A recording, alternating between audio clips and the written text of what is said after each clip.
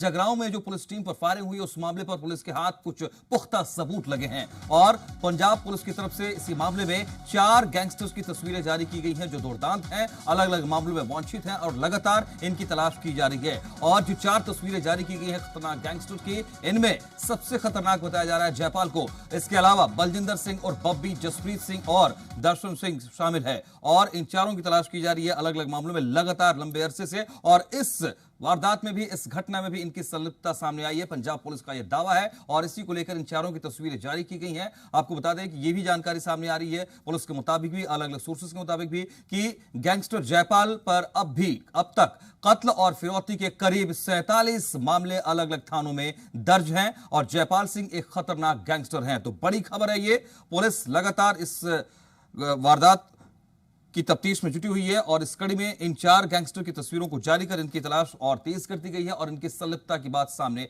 आई है।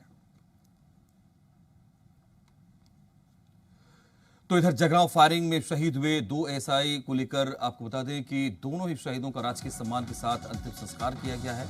नशा तस्करों को गिरफ्तार करने के लिए पहुंचे थे और इस दौरान उन्होंने अपनी वीरता का, शौर्य का परिचय दिया था। पंजाब पुलिस के दोनों ही वीर सपूतों का अंतिम संस्कार किया गया है। दलविंदरजीत सिंह और भगवान सिंह, शहीदों के परिवार में शोक की लहर है। आरोपियों की गिरफ्तारी की मांग भी तेज है।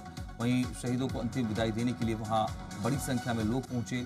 माहौल गमगीन रहा है, परिवार में मातम पसरा हुआ है, लेकिन राजकीय सम्मान के साथ पंजाब के इन दोनों ही वीर सपूतों को अंतिम विदाई दी गई है, श्रद्धांजलि दी गई है। भगवान सिंह और दलविंदरजीत सिंह दोनों ही दरअसल जगरांव में फायरिंग में शहीद हुए। भगवान सिंह की मौके पर मौत हुई थी, जबकि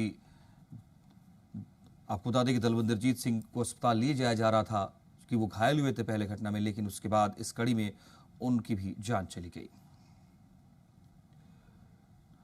और जगरांव में शहीद हुए तरनतारण के शहीद एएसआई दलविंदरजीत सिंह का मंगलवार को जन्मदिन भी है। दलविंदरजीत के जन्म के लिए उनके छोटे बेटे रबाबप्रीत सिंह ने अपने हाथों से पिता के साथ पेंटिंग बनाई थी, जिसे बड़े बेटे पहुलप्रीत सिंह ने फ्रेम करवाकर गिफ्ट पैक करवाया था। और इन दोनों ही भाई की मंशा ये थी कि इस फ्रेम को अपने पिता के जन्मदिन पर सरप्राइज गिफ्ट के तौर पर दें, लेकिन अब ये तमाम बातें सिर्फ यादें बनकर रह गई हैं। जगरांव पुलिस हमले ਦੇ ਵਿੱਚ ਸ਼ਹੀਦ ਹੋਏ एएसआई ਦਲਵਿੰਦਰਜੀਤ ਸਿੰਘ ਉਹਨਾਂ ਦੇ ਘਰ ਇਸ ਵੇਲੇ ਮੌਜੂਦ ਆ।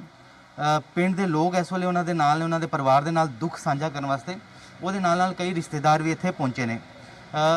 ਹਾਲਾਤ ਇਹੋ ਜਿਹੇ ਨੇ ਕਿ ਹਰ ਤਰਫ ਜਿਹੜੇ ਨੇ ਵਿਲਾਪ ਹੁੰਦਾ ਦਿਖਾਈ ਦੇ ਰਿਹਾ। ਪਰਿਵਾਰ ਇਸ ਵੇਲੇ ਉਸ ਸਦਮੇ 'ਚ ਹੈ ਪਰ ਕਿ ਉਸ ਨੂੰ ਝੇਲ ਪਾਣਾ ਬੜਾ ਔਖਾ ਲੱਗ ਰਿਹਾ। ਲੇਕਿਨ ਕਿਥੇ ਨਾ ਕਿਥੇ ਜੇ ਆਪਾਂ एएसआई ਦਲਵਿੰਦਰਜੀਤ ਸਿੰਘ ਦੀ ਬਹਾਦਰੀ ਦੀ ਗੱਲ ਕਰੀਏ, ਇਸ ਵੇਲੇ ਪੂਰਾ ਪੰਜਾਬ ਜਿਹੜਾ, ਪੰਜਾਬ ਨਹੀਂ ਆਪਾਂ ਜਿੱਥੋਂ ਜਿੱਥੋਂ ਤੱਕ ਗੱਲ ਜਾ ਰਹੀ ਹੈ, ਉਹ ਉਹਨਾਂ ਦੀ ਬਹਾਦਰੀ ਦੀ ਚਰਚਾ ਹਰ ਪਾਸੇ ਉਹਨਾਂ ਦੇ ਚੱਲਦੀ ਪਈ ਹੈ।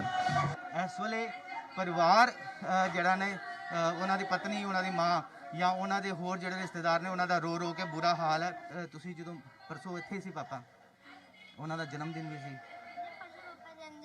ਕੱਲ ਪਾਪਾ ਦਾ ਜਨਮ ਦਿਨ ਸੀ। ਅੱਛਾ, ਹੈਗਾ ਕੱਲ ਜਿਹੜਾ? ਹਾਂਜੀ। ਅੱਛਾ, ਤੇ ਕੋਈ ਗੱਲ ਪਾਪਾ ਨਾਲ ਹੋਈ ਸੀ ਗੱਲ ਇਸ ਬਾਰੇ? ਨਹੀਂ, ਕੱਲ ਸ਼ਾਮੀ 5 ਵਜੇ ਗੱਲ ਹੋਈ ਸੀ, ਵੀਡੀਓ ਕਾਲ ਕੀਤੀ ਸੀ। ਪਾਪਾ ਕਹਿੰਦੇ ਅੱਜ ਮੈਂ ਬਿਜੀ, ਬਾਅਦ ਚ ਤੁਹਾਡੇ ਨਾਲ ਗੱਲ ਕਰੂੰਗਾ। ਅੱਛਾ, ਤੇ ਉਸ ਤੋਂ ਇਲਾਵਾ ਕੋਈ ਗੱਲ ਹੋਈ ਹੈ? ਉਸ ਤੋਂ ਪਹਿਲੇ ਕੋਈ ਗੱਲ ਹੋਈ? ਉਹ ਤੇ ਜਨਮ ਦਿਨ ਦੀ ਫੋਟੋ ਬਣਾਈ ਸੀ, ਪਰ ਪਾਪਾ ਦੀ ਪਹਿਲਾਂ ਹੀ ਡੈਥ ਹੋ ਗਈ। ਫੋਟੋ ਬਣਵਾਈ ਸੀ ਉਹਨਾਂ ਦੀ, ਉਹਨਾਂ ਨੂੰ ਗਿਫਟ ਕਰਨਾ ਸੀ। ਪਾਪਾ ਨਾਲ ਆਖਰੀ ਜਦੋਂ ਤੁਸੀਂ ਗੱਲ ਹੋਈ, ਕੀ ਗੱਲ ਹੋਈ ਸੀ ਪਾਪਾ ਨਾਲ? ਪਾਪਾ ਜੀ ਤਾਂ ਕਹਿੰਦੇ ਸੀਗੇ ਕਿ ਆਪਣਾ ਖਿਆਲ ਰੱਖ। ਮੈਨੂੰ ਨਹੀਂ ਸੀ ਪਤਾ ਵੀ ਆਹ ਗੱਲ ਹੋਣੀ ਆ। ਉਹ ਤਾਂ ਵੈਸੇ ਕਹਿੰਦੇ ਪਏ ਸੀ ਕਿ ਪੁੱਤ ਬਾਹਰ ਨਾ ਜਾਇਆ ਕਰ, ਤੇਰੀ ਫਿਕਰ ਹੁੰਦੀ ਆ ਮੈਨੂੰ। ਪਰ ਸੱਚੀ ਨਹੀਂ ਸੀਗਾ ਪਤਾ ਵੀ ਆਹ ਹਾਲ ਹੋਣਾ। ਪਾਪਾ ਦਾ ਜਨਮ ਦਿਨ ਸੀ ਕਿਦੋਂ? ਪਾਪਾ ਦਾ 18 ਤਰੀਕ ਨੂੰ ਜਨਮ ਦਿਨ ਸੀ।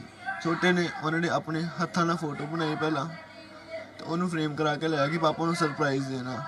ਅੱਛਾ, ਰੁਬਾਬ ਨੇ ਫੋਟੋ ਆਪਣੇ ਹੱਥਾਂ ਨਾਲ ਬਣਾਈ ਕਿ ਆਪਣੇ ਪਾਪਾ ਨੂੰ ਉਹ ਸਰਪ੍ਰਾਈਜ਼ ਦਵਾਂਗਾ? ਫਰੇਮ ਕਰਾ ਕੇ ਲਿਆ, ਪਰ ਪਾਪਾ ਨਹੀਂ ਰਹੇ ਵਿਚਾਰਾ, ਕਿਹਨੂੰ ਖਾਵੇ ਹੁਣ। ਉਹਨਾਂ ਨੇ ਜਦੋਂ ਆਉਣਾ ਨਾ, ਆਪਾਂ ਇੱਕ ਚੀਜ਼ ਮੰਗਾਈ ਉਹ 10-10 ਲਿਆ ਕੇ ਦਿੰਦੇ ਸੀਗੇ, ਇੰਨਾ ਪਿਆਰ ਕਰਦੇ ਸੀਗੇ। ਹਾਂ, ਝਿੜਕਦੇ ਸੀਗੇ ਕਿਉਂਕਿ ਹਰ ਪਿਓ ਮਾਂ ਪਿਓ ਡੱਕਦਾ ਹੈ ਨਾ ਵੀ ਕੋਈ ਗਲਤੀ ਕਰਦੇ ਆ, ਪਰ ਸੱਚੀ ਮੇਰੇ ਪਿਓ ਵਰਗਾ ਕੋਈ ਨਹੀਂ ਸੀਗਾ ਯਾਰ। ਸੱਚੀ ਮੇਰੇ ਪਿਓ ਵਰਗਾ ਕੋਈ ਨਹੀਂ ਸੀਗਾ। ਫਿਲਹਾਲ ਇਹ ਰੁਬਾਬ ਸੀ। ਰੁਬਾਬ ਨੇ ਆਪਣੇ ਪਾਪਾ ਦੇ ਜਨਮ ਦਿਨ ਤੇ ਉਹਨਾਂ ਵਾਸਤੇ ਖੁਦ ਜਿਹੜੀ ਹੈ ਇੱਕ ਤਸਵੀਰ ਉਹਨਾਂ ਦੀ ਤਿਆਰ ਕੀਤੀ ਸੀ ਸਰਪ੍ਰਾਈਜ਼ ਦੇਣਾ ਸੀ ਉਹਨਾਂ ਨੂੰ, ਉਹਦੇ ਵਾਸਤੇ ਫਰੇਮ ਉਹਨਾਂ ਨੇ ਤਿਆਰ ਕੀਤਾ, ਉਹਨਾਂ ਦਾ ਤਿਆਰ ਕਰਵਾਇਆ ਸੀ ਕਿ ਪਾਪਾ ਦੇ ਜਨਮ ਦਿਨ ਤੇ ਉਹਨੂੰ ਗਿਫਟ ਦੇਵਾਂਗੇ। ਫਿਲਹਾਲ ਇਹੋ ਜਿਹੀ ਕਈ ਯਾਦਾਂ ਨੇ ਜਿਹੜੀ ਪਰਿਵਾਰ ਕੋਲ ਹੋਣਗੀਆਂ। ਪਰਿਵਾਰ ਵੀ ਉਸੇ ਬਹਾਦਰੀ ਨਾਲ ਜਿਹੜੀ ਇਸ ਸਿਚੁਏਸ਼ਨ ਦਾ, ਇਸ ਹਾਲਾਤਾਂ ਦਾ ਮੁਕਾਬਲਾ ਕਰਦਾ ਪਿਆ, ਜਿਸ ਤਰ੍ਹਾਂ ਕਿ ਏਐਸਆਈ ਦਲਵਿੰਦਰਜੀਤ ਸਿੰਘ ਨੇ ਜਿਹੜਾ ਉਸ ਟਾਈਮ ਦਿਖਾਈ ਬਹਾਦਰੀ। ਹਾਲਾਂਕਿ ਹਜੇ ਤੱਕ ਕੋਈ ਪੁਲਿਸ ਦਾ ਆਲਾ ਅਧਿਕਾਰੀ ਜਾਂ ਕੋਈ ਆਪਾਂ ਗੱਲ ਕਰੀਏ ਕੋਈ ਰਾਜਨੇਤਾ ਹਜੇ ਤੱਕ ਜਿਹੜਾ ਪਰਿਵਾਰ ਤੱਕ ਨਹੀਂ ਪਹੁੰਚਿਆ। ਲੇਕਿਨ ਆਪਾਂ ਅਪੀਲ ਕਰਦੇ ਹਾਂ, ਆਪਾਂ ਇਸ ਵੇਲੇ ਦੁੱਖ ਦੀ ਘੜੀ ਦੇ ਵਿੱਚ ਜਿਹੜੇ ਪਰਿਵਾਰ ਦੇ ਨਾਲ ਪੁਲਿਸ ਦੇ ਅਧਿਕਾਰੀ ਤੇ ਨਾਲ ਜਿਹੜੇ ਰਾਜਨੇਤਾ ਨੇ ਉਹਨਾਂ ਨੂੰ ਜ਼ਰੂਰ ਅਪਰੋਚ ਕਰਨਾ ਚਾਹੀਦਾ। ਪਰਿਵਾਰ ਦੇ ਨਾਲ ਇਸ ਦੁੱਖ ਦੀ ਘੜੀ ਦੇ ਨਾਲ ਜਿਹੜਾ ਉਹਨਾਂ ਨਾਲ ਸਾਂਝ ਕਰਨੀ ਚਾਹੀਦੀ ਹੈ। ਤਰਨਤਾਰਨ ਤੋਂ ਕੈਮਰਾ ਪਰਸਨ ਸ਼ੁਭਮ ਸ਼ਰਮਾ ਦੇ ਨਾਲ ਮਨੀਸ਼ ਸ਼ਰਮਾ, ਜ਼ੀ ਮੀਡੀਆ।